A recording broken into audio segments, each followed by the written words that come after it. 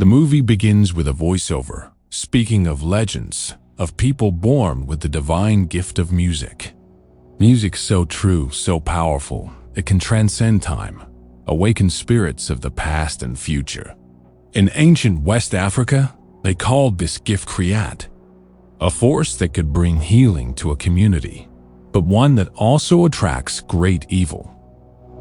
In 1932, Mississippi, a young man named Sammy Moore staggers into his father's church. His face is torn by a claw mark. His hands clutch only the broken neck of a guitar. Inside, his father, Pastor Jedediah, is deep in prayer. He looks up, sees his son's state, and urges him to repent, to abandon music, to turn back to God. But Sammy says nothing. His silence carries a truth too heavy to speak. The story rewinds to the day before. Identical twins Smoke and Stack return to Clarksdale after years away in Chicago. World War I veterans and seasoned fighters, they once hoped the North would offer them safety, freedom. But racism ran deep even there. Now, they're back in the South, armed with money stolen from Chicago gangsters and a plan to buy an old sawmill from a notorious racist named Hogwood. Their dream? To transform it into a juke joint, a place where the local black community can gather, drink, dance, and forget their pain for just one night. They recruit their cousin, Sammy, whose musical gift burns like a fire. They bring in Delta Slim, a piano and harmonica player with fingers dipped in magic, and Pearline, a singer whose voice cuts like a blade.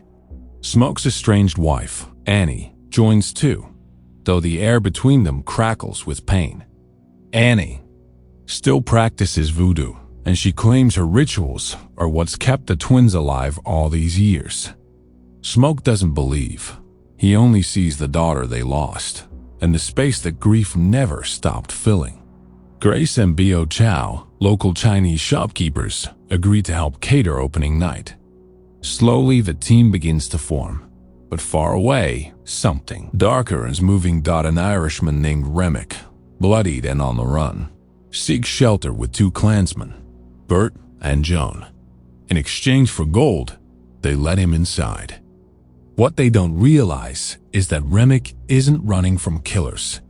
He's running from vampire hunters. The Choctaws chasing him are warriors sworn to slay the undead.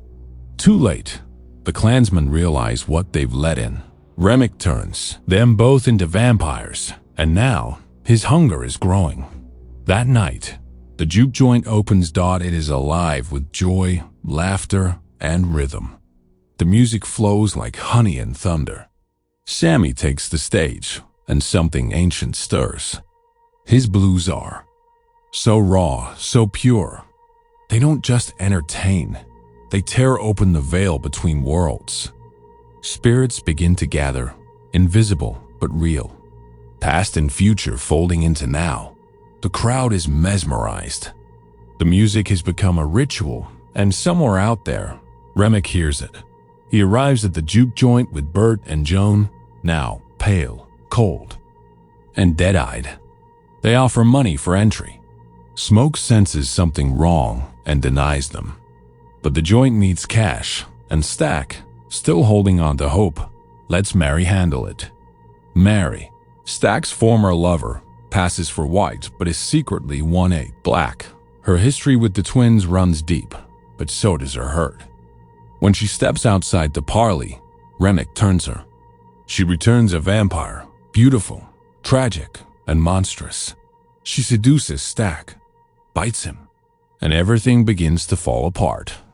Smoke catches them too late. He empties his gun into Mary, but she just laughs and disappears into the night. Annie urges Smoke to evacuate the juke joint, but the crowd is already turning. Annie reveals the truth. The enemies they face are not of this world. These are vampires. They cannot enter without invitation. They fear silver, garlic, and wooden stakes. She gives Smoke a charm for protection. But the vampires are already inside. And multiplying, Remick returns with his growing horde. He doesn't threaten, He offers immortality, escape from racism, eternal power, community. He tells them he's not like the clan, that he values Sammy's gift. He offers them a new world, but Smoke refuses, and war begins. Grace, horrified by what Bayo has become, drives a stake through his heart. They burn together in one final embrace. Annie is bitten by Stack, now fully turned. She begs Smoke to kill her before she becomes like them. And with a heavy heart, he does that. Delta Slim dies a hero's death, mauled while buying time for the others to flee. Only Smoke, Sammy, and Pearline remain. They make their way to the upper floor, only to be ambushed. Smoke and Stack face off in a brutal brawl, brother against brother. Pearline defends Sammy from Remick. He escapes into the cold Mississippi night, sprinting for the car, but Remick is all ready. He offers one final bargain: immortality, power, legacy. But Sammy breaks his guitar and drives the silver-wrapped neck into Remick's skull. Smoke, barely alive, arrives in time to finish the job. He drives a stake through Remick's chest. As the sun rises, the vampires begin to burn. Their screams echo into Ashdod, but the nightmare isn't over. Just as Remick warned, Ogwood arrives with the clan. Guns, fire. Hate. Smoke stands alone and fights.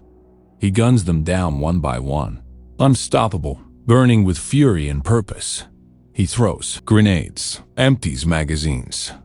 Bleeding out, he kills Hogwood last. No mercy, as he collapses, dying. He sees Annie and their baby girl, smiling. They reach for him, and he lets go. Back at the church, Sammy stands before his father once more. The preacher begs him to give up the blues, but Sammy turns and walks out.